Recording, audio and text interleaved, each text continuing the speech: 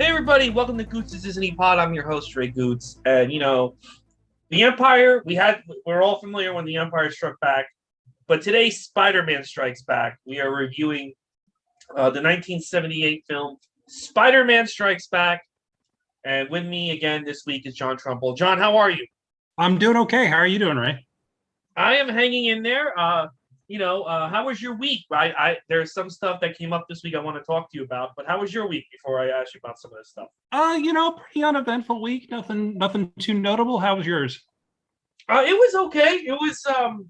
I'm still arranging comics, and I've started to get afraid that the first appearance of Winter Soldier was destroying the Flood. I can't seem to find it, and that's going up in value, which is sad. But whatever. Hey, you just buy comic books for 25 years, and then every book that's valuable gets destroyed in a flood. But at least I have every issue of Youngblood, so that's good. Well, sure. Yeah. I mean, silver lining. Silver lining. Once Disney buys Youngblood and makes Youngblood versus Avengers, I'll be the one with the last laugh. It could happen.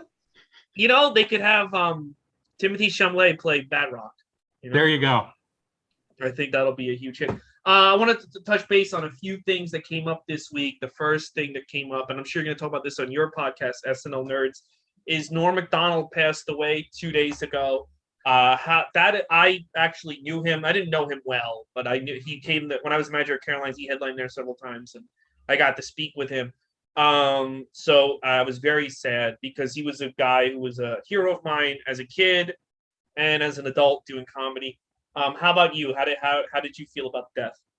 Well, I mean, it was very surprising, of course, because like most people, I had no idea that he'd been dealing with cancer for like 9 years, from what I understand. Mm-hmm. So, I mean, it's very startling when that happens. Like, it was a similar thing to like Chadwick Boseman a couple of years ago, where people had no idea that he was even sick. Yeah. So, I mean, it was a shock, and he was 61. He was still relatively young. I mean, it's just such a sad story. It is, and I met him so let's see, he must have got cancer in 2012. So I've met him, I think, around his cancer time, and you would not know that this man had cancer. You wouldn't know. Yeah. And it's so funny when Chadwick Boseman died, you think maybe someone said to him, "Why don't you come out and reveal that you're also doing this?" And he didn't. He kept quiet. He probably could have got a little press or a little sympathy after Chadwick Boseman died, but instead he kept quiet and he went on his, I don't know if it was his own terms, but he kept it quiet till the very, very end, just like Chadwick. Yeah, I mean, obviously that was what he wanted, and I guess, I mean, people certainly have that right, deal with it however you want to. I mean, my best friend passed away of cancer just over a year ago, and he chose to be very public and transparent about it, and that was how he chose to deal with it. But everybody's got their own journey, I guess. Yeah. What'd you think of him on Weekend Update? Personally, to me, he was the best, and it kind of never recovered after he got fired. I've come to appreciate his Weekend Update era more in retrospect, I think. I mean, he really did make that segment his own. And I like yesterday, I just, like a lot of people, I've been going through like a full YouTube kick, his old stuff, like watching his old talk show appearances on Conan, and a compilation. I watched like a 35-minute compilation of all these OJ jokes he did. And you watch that and you're just like, okay, yeah, I see why Don Ohlmeyer was so PO'd at Norm Macdonald, because he was just relentless. Mm-hmm. And every joke had basically the same punchline, like OJ is guilty of murder. Yeah. Well, I mean, I get that the Don was mad, but at the same time, it's like that's what everyone at that time in the world was thinking. You know what I mean? Yeah. It wasn't like nobody thought OJ was guilty, Yeah, it wasn't like an unpopular opinion. And I remember I've got like an oral history book of SNL, Live from New York, which is really good, excellently done. It was co-written by Tom Shales, and I'm blanking on the name of the other author right now. But like Don Ohlmeyer in there was like, oh yeah, like when Norm was doing Update, like people weren't laughing, but like watching this compilation, he was getting huge laughs. I mean, he was killing it, and he was he had a very quirky sensibility, and what I admire about him, it was he just would stand by all of his jokes. He just would not back down. I remember him making some joke about Michael Jackson on Update, and the audience, like, he got that reaction where it's like half laugh, half groan, Mm-hmm. and McDonald just went, "What? He's a homosexual pedophile. Don't you know that?"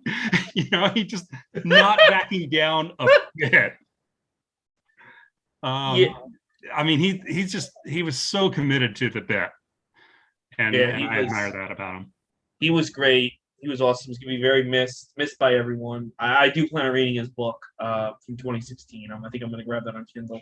Yeah, I'm gonna have to get that too. I don't think I was aware of that before. So no, someone put the last chapter on Twitter, and I read it, and it was like an amazing last. Someone said this would be a perfect to read at his funeral, and I read that too. Yeah, I think I may try to read that on the SNL Nerds when we record this weekend. Yeah, definitely a great. So he'll be missed. Let's talk about two more upbeat news. The Hawkeye trailer came out. Did you see the Hawkeye trailer?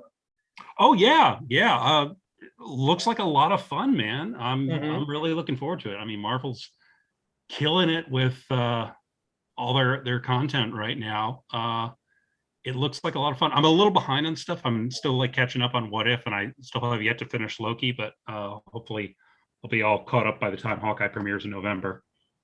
Yeah, What Ifs are hit or miss, but that was kind of like the book too, Yeah, I mean, it's an anthology. That's like the nature of the beast. Yeah, and some story threads don't have the meat on their bone like others, Yeah, I'm only up to episode 3, but man, I loved episode 3 of What If. I thought that was just so well done. Is that the one where everyone gets murdered? Yeah. Okay. Yeah, that one was good. It's like a murder mystery, and I was just like, oh, that's really good. That one was good. This week is What If Killmonger saved Tony Stark. Right. And I don't know, it just didn't have the oomph that I thought that story could have, Yeah. I haven't seen it yet, so I can't say, but yeah. And now the other thing I wanted to talk to you about it. I know you're a huge Venom fan. That's your favorite movie.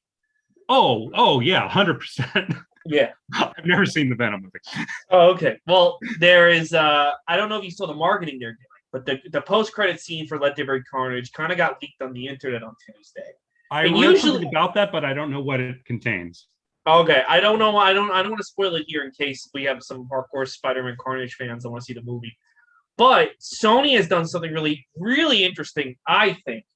The Instagram ads and there's like ads. I think they're even putting out ads on TV or maybe YouTube ads where they quote a Twitter user who said the reaction to the post-credit scene was the loudest reaction I've ever heard in theaters. And they're saying in the ad, you don't want to miss Venom on opening night to see the post-credit teaser. You must see this.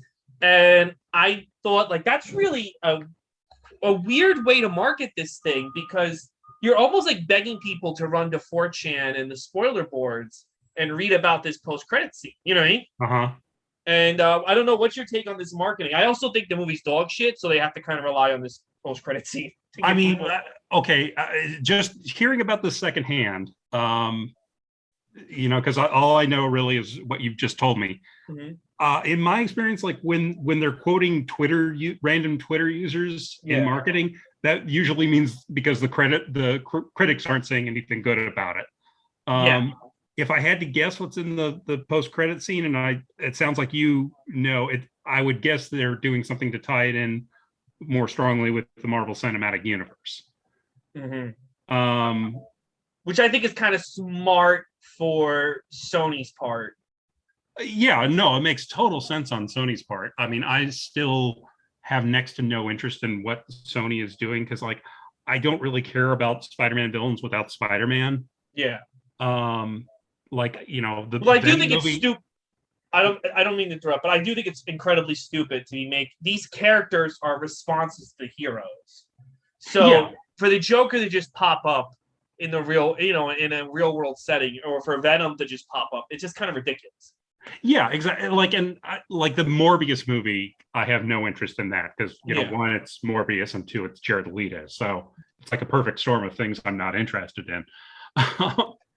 but I mean, I'll give this to Sony. They're persistent. They are trying like hell to milk that Spider-Man license for all it's worth.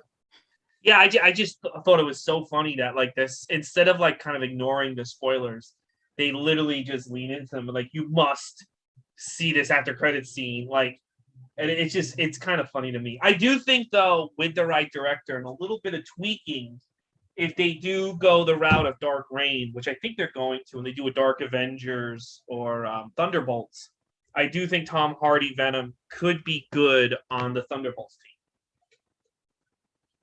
Hey everybody, we're back. A little bit of a makeshift solution here, but John Trumbull joining us via the phone. John, let's get your thoughts. What do you think? Tom Hardy, Dark Avengers as Venom. Largely indifferent, I suppose.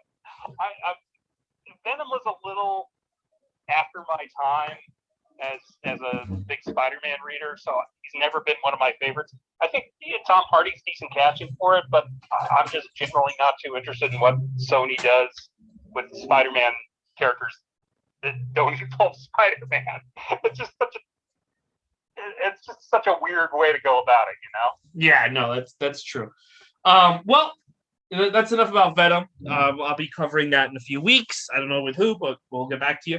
Right now, we're going to be talking about Spider-Man Strikes Back. This is a re-edited version of the two-part episode Deadly Dust.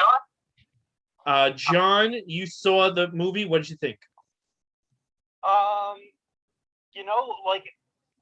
haven't seen this in quite some time, probably like sometime in the 90s. I remember because this was out on VHS back in the day, and I remember taking it home when I was working at a Blockbuster back in the 90s.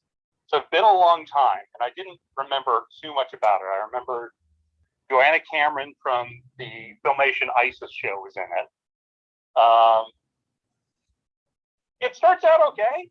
It starts out all right, but then it just kind of gets very, very slow. Yeah. Oh, that was so wow. Yeah, it's so funny that they put her in a bikini. Remember that scene? I hate to jump ahead, but I didn't realize that was ISIS. But they put her in bikinis. She goes, "Why am I in a bikini?" And he goes, "Because I like women in bikinis. Also, I want to make sure you don't have a gun." It was just like, I like that's kind of hilarious because it's just I almost admire their being so upfront that they're just being completely gratuitous about it. Mm-hmm. Just like, why am I in a bikini? I like women in bikinis. Like the villain in this thing, he's played by Robert Alda. He's a guy named Mr. White. He dresses all in white, and he's like he's in this house out in the mountains in LA, and there are all these women in white bikinis around. He's like a made-for-TV Bond villain, Mm-hmm. It's kind of hilarious. I mean, because like Robert Alda is Alan Alda's father, and I just kept thinking like, Alan Alda's doing MASH. he's like killing it in a MASH, and Robert Alda's stuck doing this. It just seems sad. It did, and they had a little scene where he's in the Swiss Alps at the beginning. He's in the Swiss Alps For no reason. And he's getting women are bathing him, and then he does a little karate, and it's the worst karate sequence thing I've ever seen. It's very clear that this poor old man has zero athletic ability, and they have him doing karate, and it's so choppily edited. You got to see to believe it. It's this little. He looks like an Italian Dick Van Dyke, and they got him doing karate. Yeah, it's just like they just get this guy in his 60s. It's like, okay, pretend you know karate, and he never uses karate for the movie. He's got some henchmen who do karate. Yeah, who, by the way, he beats them up. Yeah. He beats, and it's just, I guess they did that to be like, oh, this guy could be a threat to Spider-Man, and it's like, no, Spider-Man could probably kill him. Like, no, this guy's. I mean, comic book Spider-Man definitely could, but in this thing, Spider-Man is like struggling with these henchmen who are just like kind of tall guys who do a little karate. That's just like, why is Spider-Man constantly fighting people who are weaker than him? Yeah, I thought TV Spider-Man also had the strength of like 10 spiders or some shit like that. He's 10 times the strength of a normal man. How is he struggling with these like barely bodybuilder guys? I don't know. I don't know if that was an intentional change or if the writers just kept forgetting that Spider-Man's supposed to be stronger than the average person, at least. Mm-hmm. I mean, it gets off to a good start. I like the scene at the beginning where Spider-Man's like, he saves this woman attempting suicide, and you see him crawl down from the roof of the building, and it's cool because like it's that there's a stuntman doing that for real. But then Spider-Man just disappears for long stretches, and it's like 85% Peter Parker, and then Spider-Man shows up every once in a while. Yeah, very, very, not even once in a while, very little. Let's talk about the plot. The plot is that some of Peter's friends decide to prove how easily it is to build an atomic bomb. So They steal plutonium and build an atomic bomb all by themselves. And then, even though these people are smart enough to build an atomic bomb, seemingly in a one-bedroom apartment in Bushwick, Brooklyn, they're shocked when the girl gets radiation poisoning. You're right. They're just like, but we made every precaution in this one-bedroom apartment in Bushwick. Yeah, they're like, what? How could this woman be sick when we've been dealing with plutonium in a 1970s apartment building? So they take her to the hospital. Spider-Man, Peter Parker finds out what's going on. But unbeknownst to him, the villain sent agents to spy on them. They get the bomb. He's going to detonate the bomb. Spider-Man's got to go to California to fight them. They fight in an old west town. Then he fights in the headquarters. All the while, there's a reporter pursuing Peter to try to get to Spider-Man. She wants to interview Spider-Man. And that's the woman from ISIS. And one of the funniest scenes is, I know we talked about this last week, but Peter goes on a rant about how horrible it is to be Spider-Man, and basically like, is it a gift or is it a curse? And then later on, the girl just point blank says to him, "Are you Spider-Man? Like, what's going on?" Yeah, I did kind of like that. This was edited together from the first 2 regular episodes of the TV series. Okay. So this was the first thing they did after the pilot, and Peter has this thing, and it's like, yeah, I don't think he wanted any part of being a superhero, and think of how awful that would be. He'd have to lie to everyone in his life, and I appreciate that they're trying to give Peter some more character development. I like that, but at the same time, it's like, well, geez, you already skipped over the whole Uncle Ben story, which is like so much of Spider-Man's motivation. Mm-hmm. And so it's like they're kind of trying to make up for that after the fact. And it's like, well, if you did the Uncle Ben story at the beginning, he has all his pathos, and I'm like, you seem to be doing pretty good. But by the way, like, you're a genius. I'm never forget. They go, who could have built this bomb? And his professor goes, only one person, Peter Parker. Right. Yeah, you're a genius with spider powers. You have a great job, Daily Bugle. You seem to be flirting with the secretary. Why are you so angry? Your aunt's alive. What? You got that great 70s feathered hair. He's got a great 70s hair. He's got friends. He's got friends. The comic book Peter barely has any friends. J. Jonah Jameson is much nicer in this world. Yeah, but he's like, it's a gift and a curse to be Spider-Man. And I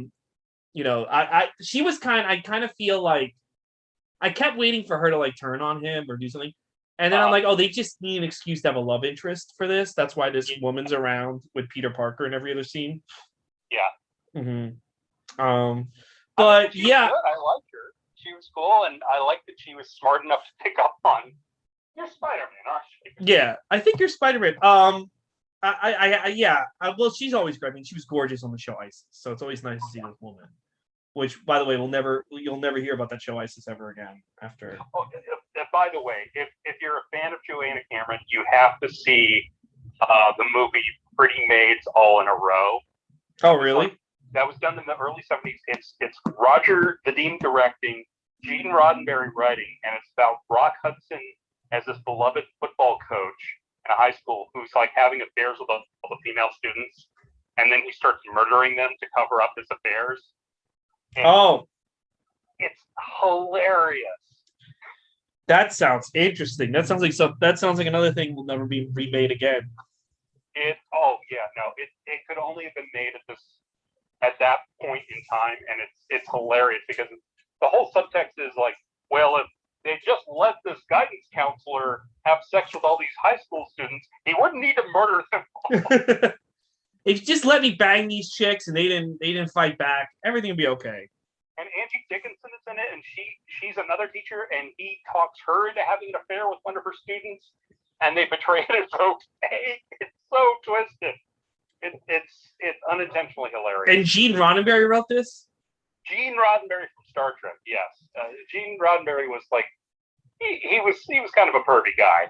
You know, there's always so many weird ideas. Did you ever hear about the Star Trek script? I know you're big into Star Trek, but his script for Star Trek 2 was Spock assassinates JFK. Yeah, that was like a story that Roddenberry kept pushing over and over when they were doing the movies. And like his treatment had a rape scene, like the Klingons are raping Spock's mom and sister, or just the mom, maybe. I don't know if I've heard about that. Yeah, it was. Do you listen to Glorious Trexperts? No. Well, there's a podcast on Glorious Trexperts from Mark A. Altman. He has a sister podcast, Greatest Movies Never Made, and they did a Star Trek episode where they read the treatment for Roddenberry's Star Trek 2, and basically Paramount was like, get this fucking guy away from Star Trek, and they came up with Wrath of Khan because his opened with a rape scene. So, which I'm sure would have. I'm sure now, Next Generation would still be on the air. So a bold move there, Roddenberry. Yeah, very bold. Wrote another script treatment where it was like Kirk having like some sort of mud wrestling match or oil wrestling with these two women, and then it becomes like this fight for his life, and it just sounds bizarre. He had some weird things. He did. He had some. Yeah. When you rewatch Star Trek, the stuff with women is like kind of weird, and But hey, that's what life's about. I gotta say, I really feel bad for this. I know there was a kid in 1978 because this came out in the theaters in the United Kingdom, and there's some little British kid in 1978 who loves Spider-Man, who sees the movie poster, freaks out as we would have freaked out, right? Begs their dad to take him to the theater and has to endure this because while I didn't mind it, if I was a little kid, I would be livid. I kept thinking when I was watching this, I was just like, this was the same year as Superman the movie. Yes, yeah. It's a year after Star Wars. The disparity between the two is, I realize it's a TV movie, so of course you can't do all the things you do in a big budget movie like Star Wars or Superman. But it's just the distance between the two. Yeah. No, that's why it's hard to get across to kids nowadays. Like, I'm not the biggest Star Wars fan anymore, but it's hard to get across to kids nowadays how different Star Wars was and what it did. There weren't movies, they're just so used to, now, there's 9 Star Wars out a week. I mean, Amazon's making basically Star Wars type size films. And just nobody was making that type of, this is what you got. If you said, I want to make a superhero movie or an action adventure film, you got something more like this than Star Wars for 30 years before Star Wars. And I think I said something like this last week. This was an era where it's like they only made a superhero thing every once in a while, once every 5 years or something. And you felt like you had to watch it to support it. And now, like I was talking about the Venom movie a little while ago, how I'm not personally interested in that one. They make enough superhero projects now, you can pick and choose. You don't have to see every single one. No, you don't. And I'm sorry, what were you gonna say? You can just look at it and just be like, oh, well, that one doesn't look good to me. I'm going to skip that one, and that's fine because they're going to keep making more. It's a genre that's here to stay. It seems like. Yeah, it looks like it's here to stay. I mean, they're even making I tried to watch Jupiter's Legacy, and I was done after one episode. But I will get the fight scene, and again, I don't know if you can say Netflix is a TV show. I consider Netflix shows TV shows, but Yeah. even though I thought the thing was garbage, and I'll explain why it was garbage in a second, the fight scene at the end was like something out of an Image comic from 30 years ago. And I'm like, I got to give them credit. I never would have thought you would have seen this. You would see this on a regular TV show, Right. Yeah. But the reason why I didn't like Jupiter's Legacies, there's a scene. So Jupiter, I don't even know that's his name, but the main hero has been a hero since the 20s. And it's 2020 or maybe 2019, whatever year they claim present day is. And he's sitting with his brother, who's also been a superhero since the 1920s.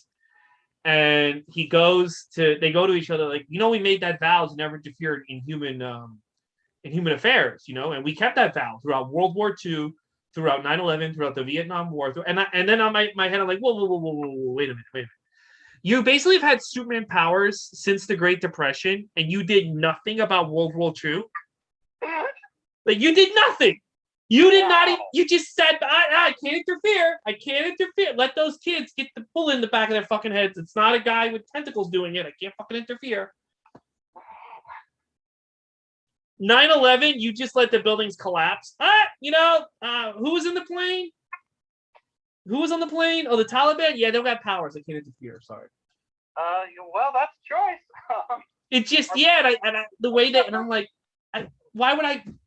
The world would just be like, you didn't do anything about Vietnam War. Anyway, it's just, I hate, Yeah.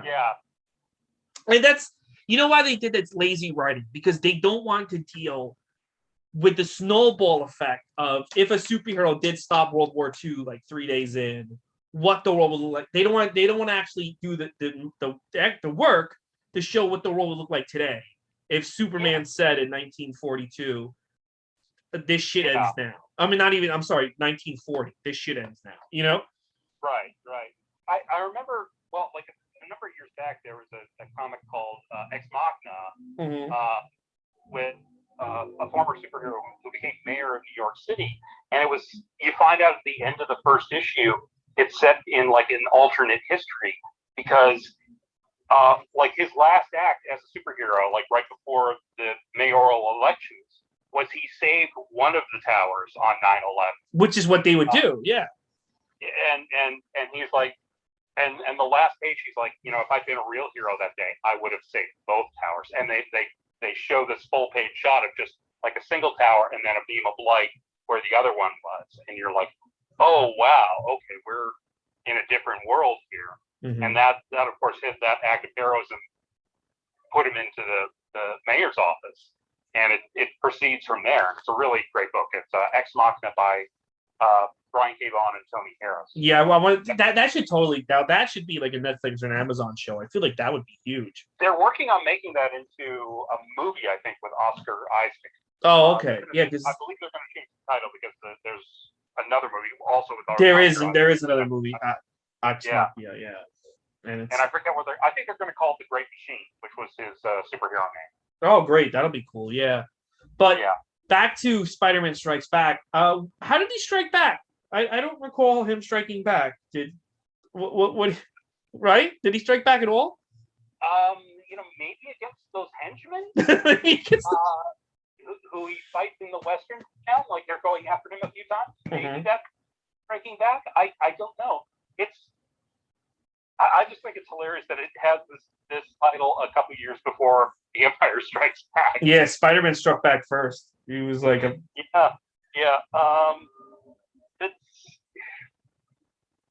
I don't know. They're trying, but it's still a very 70s TV show.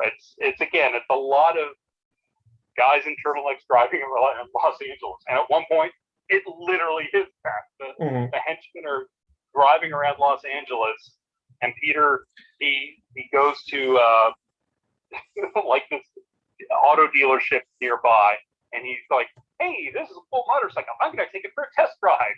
And then he just goes off on the motorcycle and chases after them. It's very 70s TV. It really is. And then with the motorcycle, I'm like, why would you not just web swing? Because if you web swinged, you would defeat them in 4 seconds, Right. Right. It's like so much of it is like almost interchangeable with an episode of Charlie's Angels or something. Yeah, like or Rockford Files or Kojak. And, yeah. The thing about it is that like it just and the same with Wonder Woman. It's like they almost have to make the hero brain dead stupid to keep this going for an hour, or in this case 2 hours. Because if Wonder Woman or Spider-Man just use their full powers, the guy would be dead in like 4 seconds. This problem be solved. It's an old man. I mean, Spider-Man, it's an old man with an atomic bomb. Spider-Man just has to breathe on him and he can get the bomb back, you know? Yeah.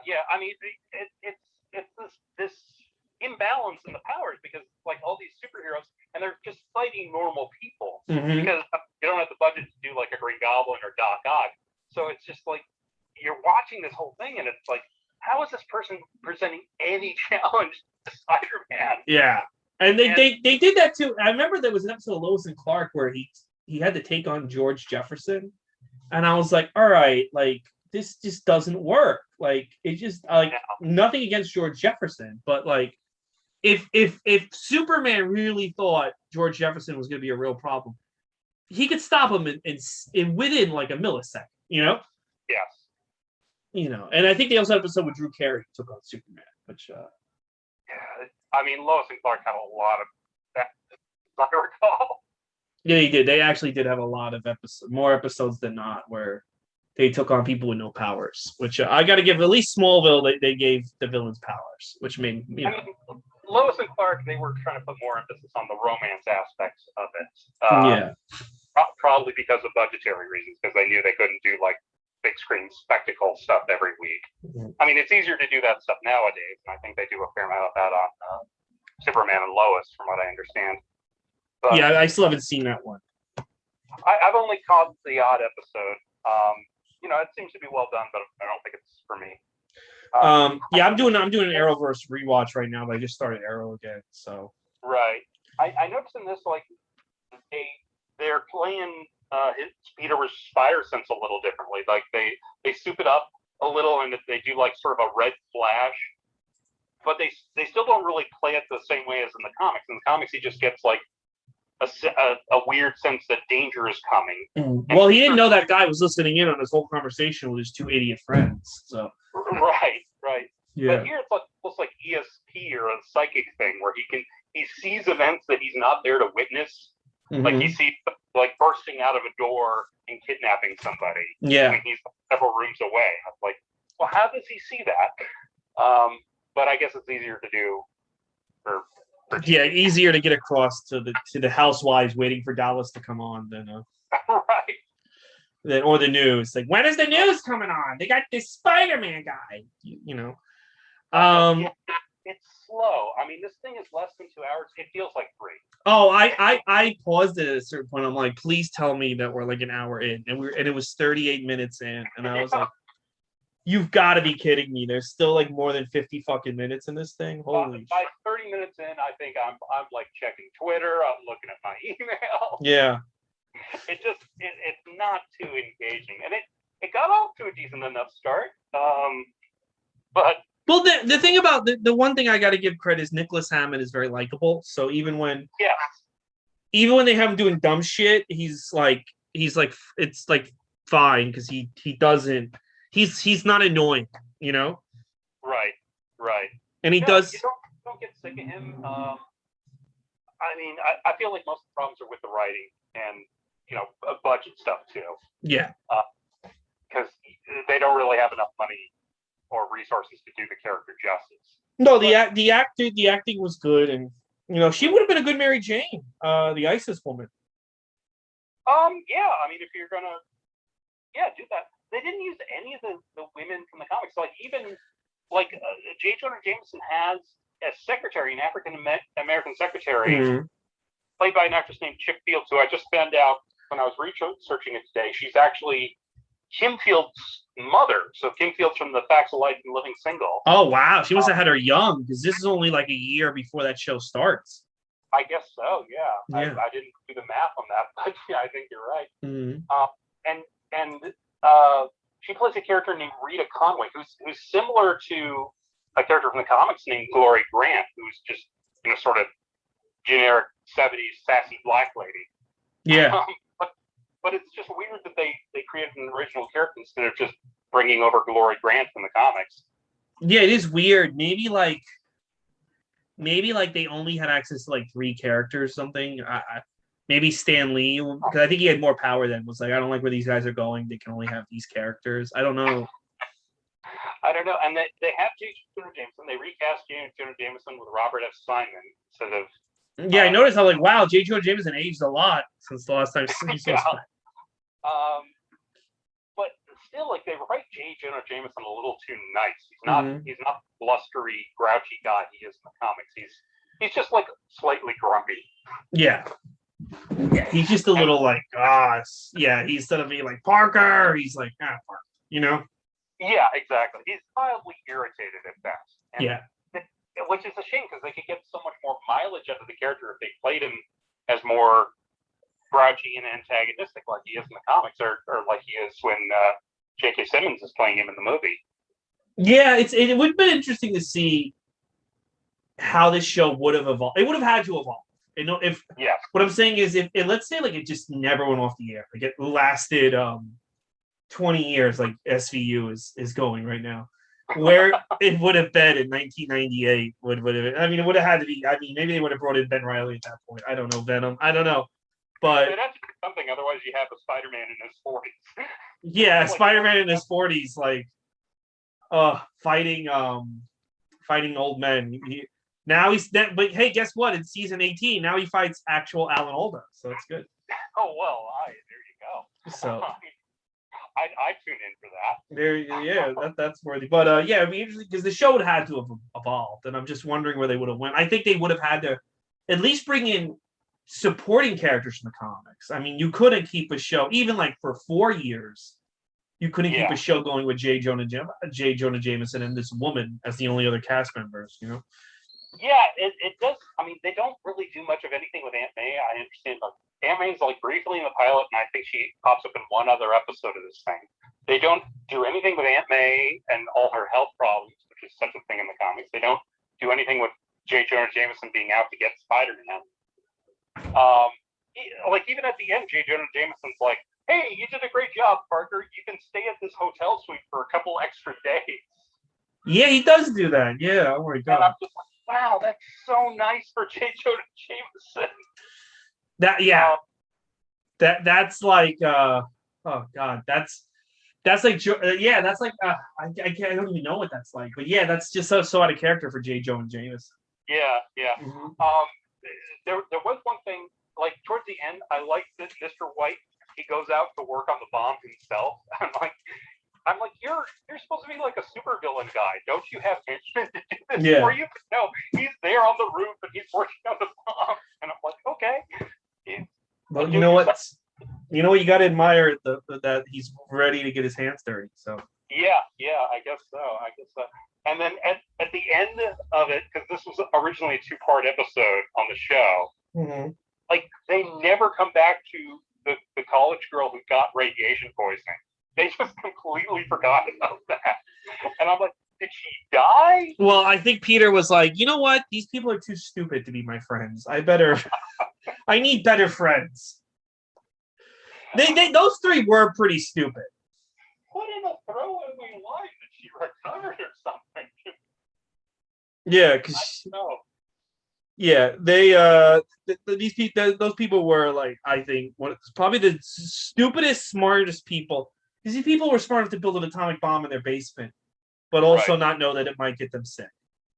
Well, and just we're going to show how easy it is to make an atomic bomb by making an atomic bomb. It's not a great plan. No, it's not a great plan. It's probably one of the worst. This plot all hinges on certain people acting like complete idiots at certain times in order for it to get rolling. But yeah, all in all, I would say it's free on YouTube if you guys want to see it. It is. It is undeniably free on YouTube. There's no ads and there's no copyright takedown. They don't care who sees this. Yeah, it backs up a few times. Yes, it does. Yeah, I think that's whoever edited, whoever uploaded it. I think had that problem. So Yeah. Mhm. And so you see a few seconds multiple times.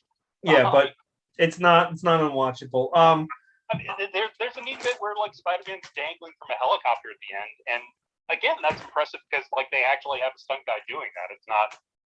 Yeah, no, that is impressive for CBS in 1978. That's pretty impressive. You're right, because they had no budget back then. So yeah. Yeah. I mean, some of the stunt work, you look at it and you're just like, wow, they actually had a real guy doing that, and that's pretty impressive. So hats off to those guys. Hats off. So yeah, all in all, where would you rank? Was this better than last week or worse? Probably a little worse. This was a little tough to get through. Like last week, we at least had the origin, and that's always interesting, even if they don't do the best job with the origin. But I don't know. Yeah, it's probably on par, I guess. Yeah, no, I would say the maybe last week was a little bit better, but hey, we're not done yet. Next week we got Spider-Man: The Dragons Challenge. I don't know what that's about, but I'm excited. Are you excited? I guess. Sure. Maybe. I don't know. I'm trying not to set my expectations too high. Yeah. I get. Yeah, it's so funny that I'm doing a Disney podcast, and I'm just and you who would imagine we'd be covering these horrible TV, not even TV movies, theatrical films, but we are. Listen, this is part of Disney history now. So yeah, I know it's got Rosalind Chow, who is Klinger's wife on MASH and After MASH, and Keiko O'Brien on Deep Space Nine. So I'm looking forward to seeing her. I think that'll be fun, and I think they go to China. Oh, well, or they go to a set made to look like China. No, I think they might have actually shot overseas. I'm not sure, but I vaguely remember that they go. No overseas. wonder the show got canceled being too expensive. I don't like. They're dangling from helicopters. They're going overseas. Holy shit! Yeah, I mean, I guess they did toss some money away in certain places, but yeah. So yeah, we'll see what they do. We'll see what they do. John, where? What'd you say? More ninjas in turtlenecks, in black turtlenecks. I'm sure we're gonna see turtleneck ninjas. I'm sure, and they'll all be white guys with bellies. Yes. John, where can people find you on social media? You can find me on Twitter. I'm at Trumbull Comic. That's spelled TRUMBULL, and then the word comic. And you can always check out my other podcast, the SNL Nerds, which I do with Darren Patterson. Yep. And are you gonna have a new episode this weekend? Yeah, I believe so. That's the plan. I think we'll be talking about Norm Macdonald. I don't know exactly what our plan is. I haven't talked about that with Darren yet, but we'll figure out something. We'll. I mean, you can't not talk about it. No, I hope this week, instead of just a regular rerun, they air like the best of Norm or something. On SNL. I think that'd be very appropriate. It'd be really cool if they reran that. Or like he came back and hosted once, right? Yeah, I listened to that monologue the other day, and he talked about it's a killer monologue. He came back to host in like 1999, only like 18 months after he left the show. Yeah, maybe re-air that episode. It's just do something fun. Don't just show like a regular. But we'll see what they do. Yeah, I would love to see that. Yeah. All right, guys. If next week we'll be back with the Spider-Man. I think it's called the Dragons Challenge, but it's going to be interesting either way. If you enjoyed this episode, we covered. If you're a huge Nicholas Hammond fan, this is your first time listening to us, or if you're Alan Alda, you want to hear all about your dad. Sure. We covered in the previous episodes. I've covered all Disney animated films, the Pixar films, the live action remakes, and now we're on to Spider-Man. You can follow the podcast on Instagram and Twitter at Gootz Disney Pod. You can follow me on Instagram and Twitter and Facebook at Ray Gootz. And please subscribe to us on Apple's and iTunes if you're enjoying the Spider-Man content. This is where we're going to be for pretty much the rest of the year. We're building to No Way Home. And I'm having a lot of fun with John, just bullshitting about 70 Spider-Man. John, thank you so much for doing the show today. Thanks a lot. Looking forward to next week. Yep. Guys, we will see you then. Thank you.